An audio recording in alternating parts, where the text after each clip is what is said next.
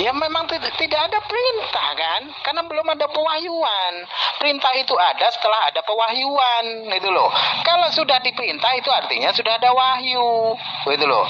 Jadi apa yang kau maksud? Nah sekarang masalah pembacaan, yang kau maksud pembacaan itu apa, gitu loh, ya?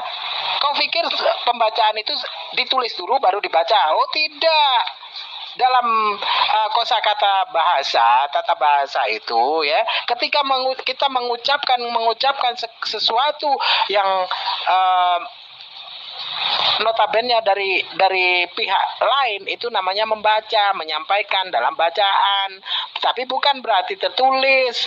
Jika mana mesti tertulis ketika Yesus itu menyampaikan firman, ya, menyampaikan atas perintah-perintah Allah, itu apa itu tertulis? Tidak kan? Dengan bacaan lisan kan? Hah? Tidak secara tertulis, itu namanya membaca. Ngul. Gimana nya nindul dul. Oh, membaca itu bisa membaca tanpa tulisan. Jadi orang-orang Islam bisa membaca yang bukan tulisan. Saya jadi bingung, apa yang mau dibaca nggak ada tulisan? Istilah baru yang saya baru tahu, saya belajar ini. Saya betul-betul mau belajar dari Muhammad ini. Orang Islam bisa membaca yang tidak tertulis, ya. Membaca yang tidak tertulis. Bagaimana caranya itu? Tuh, ketika Nabi kami mendapat pewahyuan, itu apakah secara tertulis? Tidak. Dan apakah ketika Yesus itu mendapat pewahyuan menyampaikan firman dari Allah itu secara tertulis? Tidak kan? Nah, bagaimana ketika Yesus itu mendapat pewahyuan? Apakah dia tertulis ketika ia menyampaikan, apakah dengan bacaan yang sifatnya tertulis? Tidak kan? Nah, monggo kita lanjut. Saya nggak tahu. Kalau Yesus kami nggak pernah dapat wahyu, nggak dapat wahyu. Tapi Yesus Al-Quran mungkin pernah dapat wahyu. Kalau Yesus kami nggak pernah dapat wahyu dari Allah, tidak pernah. Tapi kalau Yesus Al-Quran mungkin, nggak tahu saya itu. Makanya ajarin dulu saya. Saya ini mau belajar dari kamu, Muhammad. Ketika Yesus itu menyampaikan firman dari Allah, dia dapat dari mana? Makan tuh pendeta Lamsen. Tua bangga. Iya, Yesus kami kan lain dengan Yesus Al-Quran itu. Ceritanya lain, gak pernah dapat wahyu itu. Yesus kami menerima firman, yaitu firman yang tercatat di kitab orang Yahudi. Itu diterimanya, lalu diajarkannya. Gak pernah mendapat wahyu dia. Tapi Yesus Al-Quran mungkin pernah mendapat wahyu. Saya tidak tahu itu. Bapak domba, tidak usah ngeles. Yang mengatakan lain kan hanya Anda, orang-orang bodoh. Tapi tidak bagi orang-orang yang pintar. Ya, orang-orang Kristen yang pintar akan mengatakan bahwasanya Isa Al-Masih ataupun Yesus itu adalah orang yang sama. Dan ketika Isa Al-Masih disebutkan di dalam bahasa Yunani, maka diberikan nama Jesus Christ dalam bahasa Yunani maupun di dalam bahasa Inggris. Namun ketika Yesus itu disebutkan dalam bahasa Ibrani, maka dia akan disebut Yesua Al-Masih. Dan ketika Yesus disebutkan di dalam bahasa Arab, maka ia pun disebutkan dengan sebutan Isa Al-Masih. Nah, sekarang letak bedanya di mana? Masalah sejarah itu yang menjadikan segala sesuatu berbeda oleh karena kebodohan Anda yang tidak mengetahui sejarah dan isi kitab suci, Bapak Pendeta, itu yang jelas. Oke, silakan. Untung saya ketemu dengan kamu yang pintar ini. Tapi pintarmu itu saya sanksi. Ya, begini Muhammad. Bagi saya ya, nggak tahu. Bagi saya orang bodoh inilah. Kalau namanya sama, walaupun namanya sama, saya tegaskan kembali, walaupun namanya sama, tapi kalau kisahnya beda, itu sudah berbeda orangnya, berbeda oknumnya. Jadi kisahnya Yesus Alkitab itu beda dengan Yesusnya Al-Quran, Isa itu beda. Jadi itu bukan sama, bukan dia, itu beda. Maka saya bilang beda. Ya Muhammad ya. Yang menjadikan kisah itu berbeda oleh karena campur tangan manusia yang ada di dalam kitab Anda, Bapak Pendeta. Al-Quran datang memberikan klarifikasi bahwasanya kitab-kitab terdahulu sudah diubah-ubah maknanya. Dan celakalah bagi orang-orang yang mengatakan Alkitab itu datang dari sisi Tuhan. Nah, jadi dia telah mengubah segala sesuatu yang tertulis firman-firman Allah itu dari tempatnya, maka celakalah dia.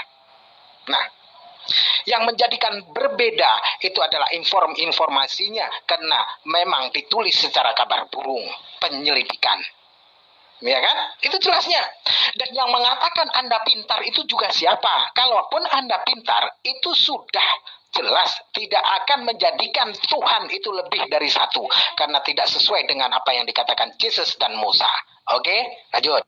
Oh, begitu ya. Memang benar kata Al-Quran seperti itu.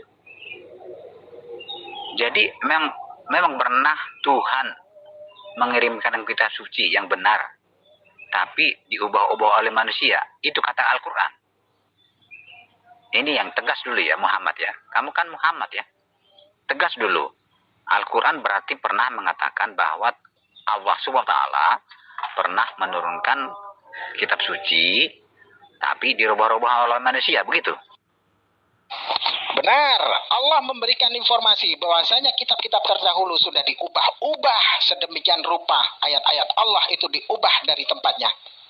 Nah, itu Allah memberikan klarifikasi. Kenapa Allah turunkan kitab terakhir, yakni Al-Quran, untuk menyempurnakan segala sesuatu apa yang pernah difirmankan terdahulu sebelum Al-Quran itu ada. Itu untuk memberikan klarifikasi atas semua penyimpangan-penyimpangan pada umat terdahulu yang telah menyimpangkan ataupun membuat rusak, mengganti-ganti ataupun merusak firman-firman Allah dari tempatnya. Dan itu jelas.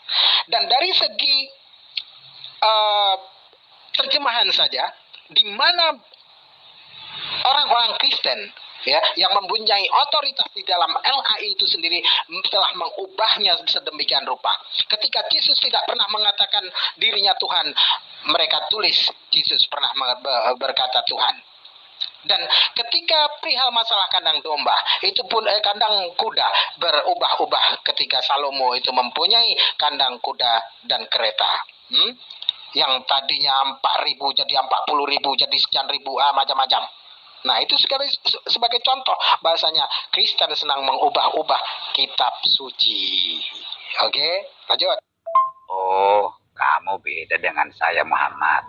Saya tidak percaya kepada orang Yahudi. Saya tidak beriman kepada Yahudi.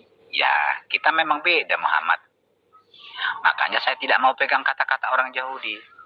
Yang saya pegang adalah kata-kata kitab saya. Dan kata-kata kitab Al-Quran kalau memang itu benar. Begitu Muhammad. Jadi yang saya kupas-kupas dan saya pelajari adalah Alkitab dan Al-Quran. Bukan orang Yahudi. Untuk apa mempelajari, memegang kata-kata orang Yahudi? Jika mana Anda tidak percaya kepada orang Yahudi, itu jelas karena memang Anda kafir, Anda Kristen, yang menjadikan Tuhan lebih dari satu. Sementara orang Yahudi yang mempunyai hak atas kitab yang Kristen caplok sendiri mengatakan bahwasanya Tuhan itu satu. Dan Musa yang dijadikan nabi di dalam kitab Kristen itu juga mengatakan Tuhan itu satu. Lantas Kristen seperti Anda menjadikan Tuhan lebih dari satu atas dasar apa? Oke, lanjut. Saya itu tidak percaya kepada manusia. Orang Yahudi kan manusia biasa. Bisa bohong, bisa salah. Tapi kalau kitab saya kan tercatat. Kalau memang salah dia salah, maka ini kita pelajari, yang saya pelajari. Dan Al-Quran kan tercatat. Saya tidak mau menerima penjelasan-penjelasan manusia. Walaupun itu orang Yahudi, walaupun itu presiden, walaupun itu ustadz, walaupun itu uskup, walaupun itu pendeta, saya tidak mau menerima itu. Saya harus lihat sendiri, saya baca sendiri dari Al-Quran atau dari Alkitab. Beda saya dengan kamu Muhammad kalau gitu ya. Pantas kita berlawanan terus. Karena kamu terlalu percaya kepada orang Yahudi. Berarti kamu anggap itu malaikat ya? Atau nabi orang Yahudi itu?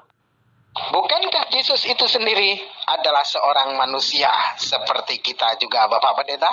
Dia dia mandi, dia minum, ya, bahkan pemabuk ia juga, ya kan? Lalu yang Anda ikuti siapa? Yang Anda percayai siapa? Paulus. Paulus juga seorang manusia, di mana dia membuat kecelakaan bagi umat manusia, menyimpangkan dari segala sesuatu yang diajarkan oleh para nabi. Itu jelas kan? Fakta, tidak terbantahkan. Mohon maaf Muhammad ya, saya ada tugas sedikit. Nanti kira-kira ini jam berapa nih? Jam 18 ya. Jam 19 lah kurang. Ya jam 19 saya muncul lagi ya Muhammad ya.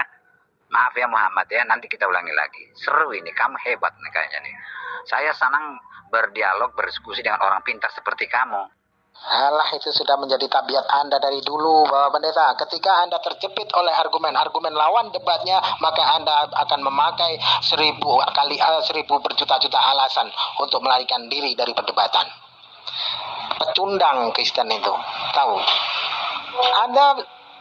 Saya hafal betul bagaimana sifat Anda, karena Anda suka memelintir perkataan orang, sudah pun begitu nanti kabur ketika terpojok. Itu sudah menjadi rahasia umum, semua orang tahu tabiat Kristen itu bagaimana.